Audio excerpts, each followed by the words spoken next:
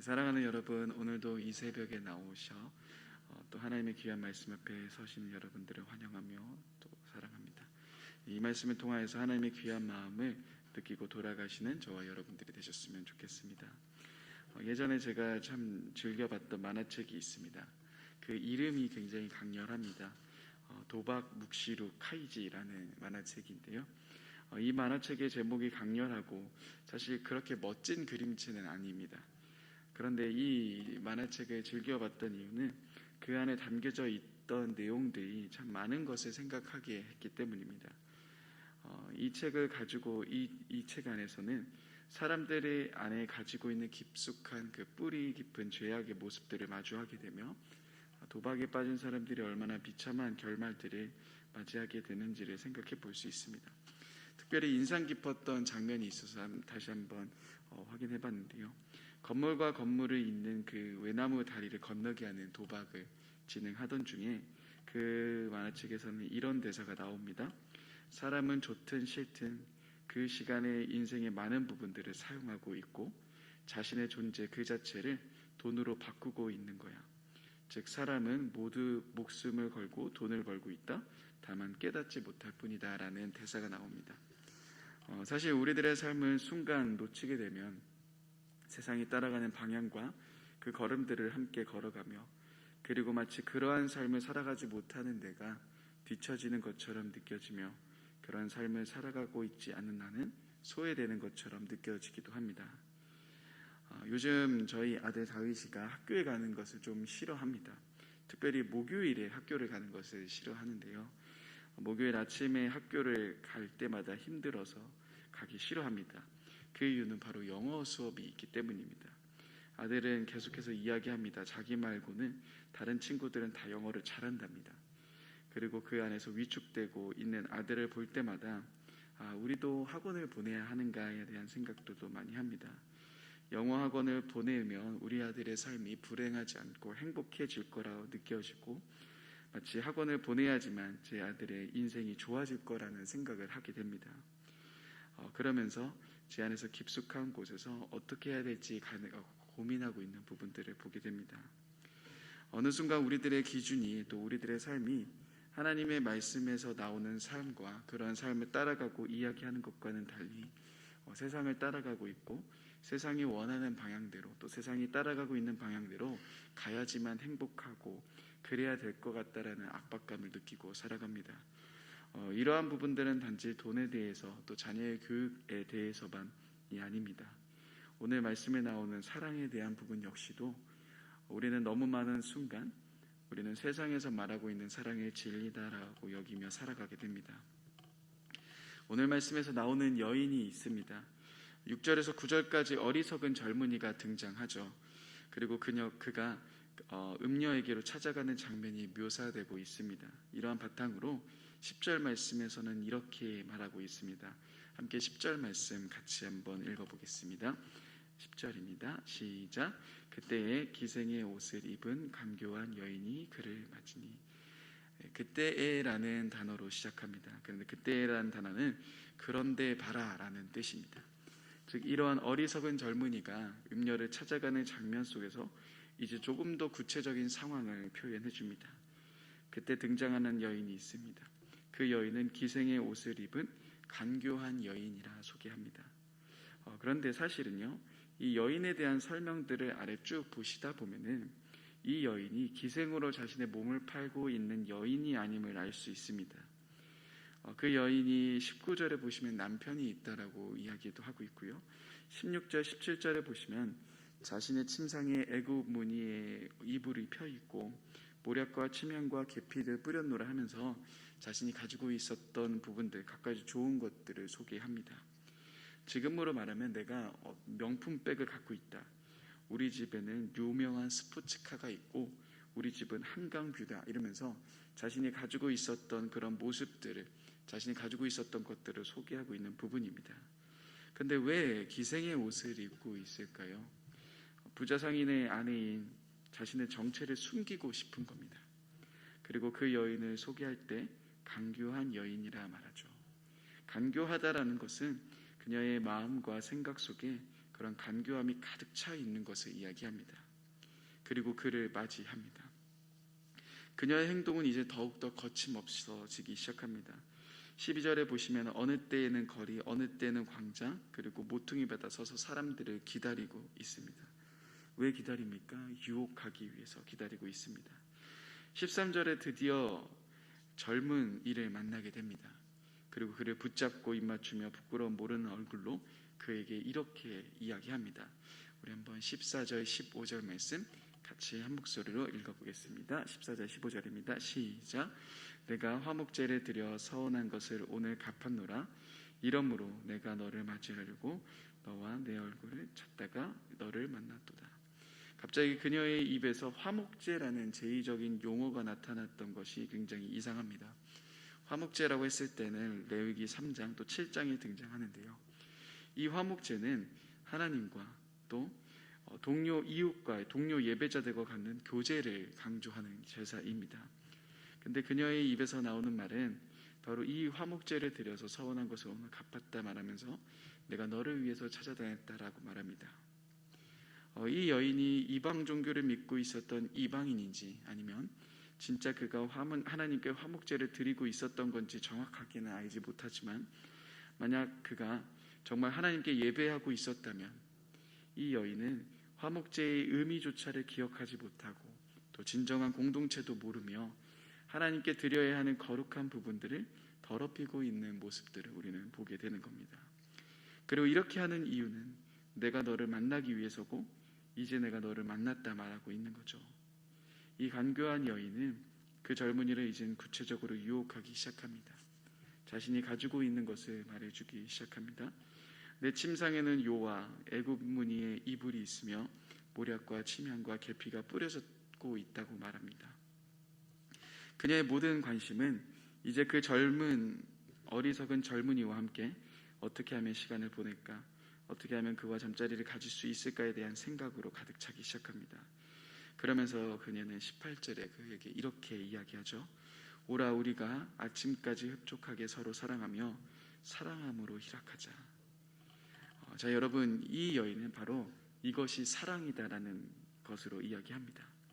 자신과 함께 시간을 보내면 너가 이 시간을 나와 함께 보내면 너는 흡족하게 될 거고 너는 사랑함을 느낄 거고 너의 안에는 기쁨이 있을 거다라고 이야기를 합니다.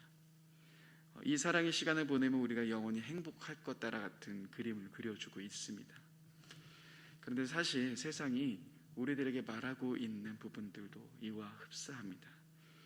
정신과 전문의 최명기 소장은 지금 우리나라에서 일어나고 있는 일들의 굉장히 위험한 징조 중에 하나가 드라마 속에 등장하는 불륜의 남녀가 굉장히 행복하게 등장하고 있다는 것을 이야기를 합니다.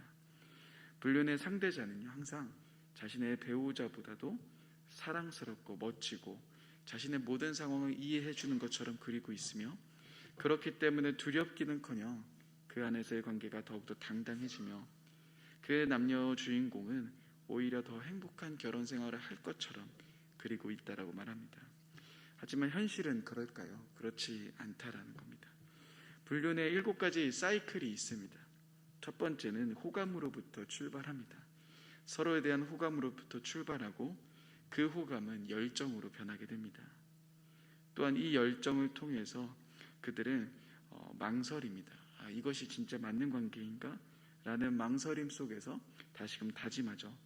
그리고 그 관계들 속에서 계속 이어나가면서 고립이 되고 자기 합리화가 되고 마지막은 그 관계 속에서 일어나는 트러블로 인해서 황폐하게 되고 결국 파국으로 치닫는 그러한 사이클이 있다고 합니다. 이러한 사이클 속에서 깨끗하게 헤어지는 경우는 거의 없다라고 이야기를 합니다. 결국 그 안에서 가정이 깨지고 심각한 어려움들을 마주하게 된다는 거죠. 이러한 걸음을 걸어가는 정말 많은 사람들이 있습니다. 그리고 그 걸음을 걸어가는 사람들이 하나같이 외치는 이야기가 있습니다. 이것이 바로 사랑이다. 지금 나는 사랑을 하고 있는 것이다라고 이야기를 합니다. 사실 그러한 출발은 자신의 남편으로부터 사랑받지 못하고 또 자신의 아내로부터 사랑받지 못하고 있다는 생각으로 시작되죠. 내가 불륜하고 있는 그 상대방이 자신을 이해해 주는 것 같고 자신을 사랑해 주는 것 같은 그런 착각 속에서 우리는 그 짜릿함을 사랑이라는 것으로 포장하며 이야기합니다. 그렇지만 여러분, 나를 완전히 채워줄 것 같았던 그 사랑, 이 여인이 그 어리석은 젊은이에게 외치며 나와 함께하면 그 사랑이 너를 흡족하게 해줄 거고 그 사랑 안에서 너가 기쁨을 누릴 수 있을 거야 라고 이야기하지만 결국 그러한 길이 어떠한 결말을 낳게 되는지 우리는 22절, 23절을 통해서 확인해 볼 수 있습니다. 22절, 23절 이렇게 이야기하고 있습니다. 젊은이가 곧 그를 따랐으니 소가 도수장으로 가는 것 같고 미련한 자가 벌을 받으려고 쇠사슬에 매이러 가는 것과 같도다. 필경은 화살이 그 간을 뚫게 되리라. 새가 빨리 그 물로 들어가되 그의 생명을 잃어버릴 줄 알지 못함과 같으니라. 사랑으로 채워질 것이라 생각하며 그 안에서 행복하며 가장 큰 기쁨을 누릴 수 있을 것 같은 바로 그 음녀의 속삭임은 결국 그 어리석은 젊은 사람을 소가 도수장 가는 것처럼 끌려가는 모습으로 만들게 된다는 겁니다. 또한 화살이 그 간을 뚫게 되리라고 말하고 있는 겁니다. 사실 이러한 부분은 사단이 우리들에게 속삭이는 속삭임과도 거의 대부분 유사한 것을 보게 됩니다. 여러분, 처음 하와를 유혹했을 때 뱀은 어떻게 유혹합니까? 마치 자신이 하와 너의 행복을 위해서 가장 중요한 것을 알려주듯이 속삭입니다. 하나님을 따라가는 것은 미련한 것이고 하나님은 너의 행복을 빼앗아 가기 위해 그렇게 말씀하신 거야 속삭이며 외칩니다. 그리고 뱀은 자신이 시키는 대로 하면 그 일들을 하면 너가 하나님처럼 되고 너가 행복해질 거다라고 외치죠. 그리고 하와가 보기에도 그 선악과는 먹음직스럽고 지혜롭게 할 만큼 탐스럽기도 합니다. 그리고 하와는 그 열매를 먹습니다. 아담도 먹습니다. 그의 삶 속에서, 그들의 삶 속에서 진정한 행복이 찾아왔을까요? 아담과 하와의 삶은 그때부터 더욱더 불행한 삶으로 이어집니다. 하나님의 그늘에서 벗어난 그들의 삶 속에서는 앞으로는 서로 대적하고 서로에게 만족하지 못하는 결국 진짜 행복을 잃어버린 삶을 살아가게 된다는 거죠. 우리는 가끔 하나님이 우리들의 삶을 구속하기 위해 또 우리들의 행복을 빼앗아 가기 위해 이러한 성에 대한 부분도 막으신다 생각하곤 합니다. 실제로 만나서 함께 대화를 나누던 지체 중에서는요, 이러한 부분 앞에서 고민하고 있는 자신들의 고민을 이야기하기도 했습니다. 사귀는 사람과의 누리는 그런 쾌락적인 부분들, 성적인 부분들, 근데 하나님은 마치 내가 기뻐하지 못하도록 하시는 것처럼 느껴진다 하면서 그 마음속에서 힘들어한 것을 보게 됩니다. 혼전순결은 고리타분한 이야기처럼 보이고 지금 시대와는 맞지 않은 것처럼 보여진다라고 이야기해 주기도 합니다. 그런데 여러분, 이러한 흐름이 사실 지금 우리가 살아가는 세상의 흐름 아닐까 생각해 봅니다. 세상이 맞다고 이야기하며 수많은 사람들이 그리로 가며 더 큰 쾌락을 쫓는 삶을 살아가기에 우리 역시도 그렇게 가는 것이 때론 옳아 보이는 것처럼 하고 느껴지고 그렇게 행동하지 않고 있는 나는 오히려 시대에 뒤처지는 것처럼 보이기도 한다라는 겁니다. 그러나 여러분, 우리가 알 수 있는 것은 무엇입니까? 그러한 삶이 우리들에게 진정한 행복을 주는 것이 아닌 보암직스럽고 먹음직스럽지만 결국 그러한 삶의 결말은 우리를 가장 비참한 길로 이끌어 가게 된다는 겁니다. 오늘 10절 말씀을 보면 이 여인이 옷을 입고 있었죠. 기생의 옷이었습니다. 자신의 정체를 숨기고 싶었고 어느 누구도 알지 못하게 하는 그런 마음이 그 여인 가운데 있었던 겁니다. 이러한 행동에 떳떳할 수 없죠. 그 여인은 자신의 옷을 바꿔 입으면서 감췄어야 했습니다. 19절에 보시면 남편이 집을 떠나 먼 길을 갔을 때 이 일들을 진행해야 했습니다. 남편에게도 떳떳하지 못한 모습입니다. 감추고 싶고 속이고 싶은 것이 그녀의 마음이었죠. 요한복음 3장 20절에 보면 이런 말씀이 있습니다. 악을 행하는 자마다 빛을 미워하여 빛으로 오지 아니하나니 이는 그의 행위가 드러날까 함이요. 겉으로 보았을 때는 우리를 만족시켜 줄 것 같고 그런 유혹이 짜릿하고 흥분되며 모든 것을 얻을 수 있을 것 같이 보이는 그 삶이지만 그 삶 깊은 곳에 숨겨져 있는 것은 바로 어둠이라는 겁니다. 그렇게 사람들은 계속해서 감추고 싶어하고 드러내고 싶지 않은 거죠. 근데 여러분, 우리가 가야 하는 곳은 어디입니까? 우리들의 자녀에게 동일하게 이야기해줘야 하는 것은 무엇입니까? 이러한 길 속에서 아버지가 자신의 자녀에게 음녀의 길로 치우치지 말라라고 말한 그 길에서 미혹되지 말라라 말하며 결국 우리들의 그 삶의 자리 속에서, 세상이 따라가는 자리 속에서 우리 역시도, 우리의 자녀 역시도 나오게 해야 되는 것을, 그래서 빛의 삶으로 걸어가게 해야 된다는 것을 우리는 기억해야 할 겁니다. 여러분, 요한복음 1장 4절에 보면 이렇게 말씀하고 계십니다. 그 안에 생명이 있었으니 이 생명은 사람들의 빛이다. 여러분, 예수 그리스도가 우리들의 빛이심을 우리는 기억해야 합니다. 우리들의 삶을 비추시고 우리들의 삶을 새롭게 하시며 우리들에게 진정한 행복과 진정한 기쁨을 주는 곳은 세상이 말하는 사랑이 아니라, 그들이 쫓아가고 있는 쾌락이 아니라, 그 기쁨이 아니라 바로 예수 그리스도라는 사실입니다. 그렇게 우리는 바로 빛 대신 예수 그리스도 앞으로 나아가는 삶을 살아가야 합니다. 또한 우리들의 자녀에게도 이 사실들을 끊임없이 알려줘야 합니다. 참 많은 어려움이 있는 세상처럼 보입니다. 그렇지만 우리 자녀들에게 빛을 알려줄 때, 그 빛 가운데로 걸어가는 삶을 보여줄 때, 또 나타내줄 때, 우리 자녀들은 또 나의 삶은 이러한 세상이 따라가고 있는 당연하다라고 외치는 그 삶 앞에서, 그러한 세상 속에서 음녀와 같은 자들이 유혹하며 우리 곁에 다가올 때 역시 우리는 피할 수 있으며, 또한 사람들에게 진짜 행복과 진짜 사랑을 보여줄 수 있는 자리로 나아갈 수 있는 겁니다. 사랑하는 여러분, 예수 그리스도가 우리들의 빛이십니다. 그 하나님의 빛을 다시금 경험하며 나의 자녀에게 그 빛을 알려주는 귀한 저와 여러분들이 되셨으면 좋겠습니다.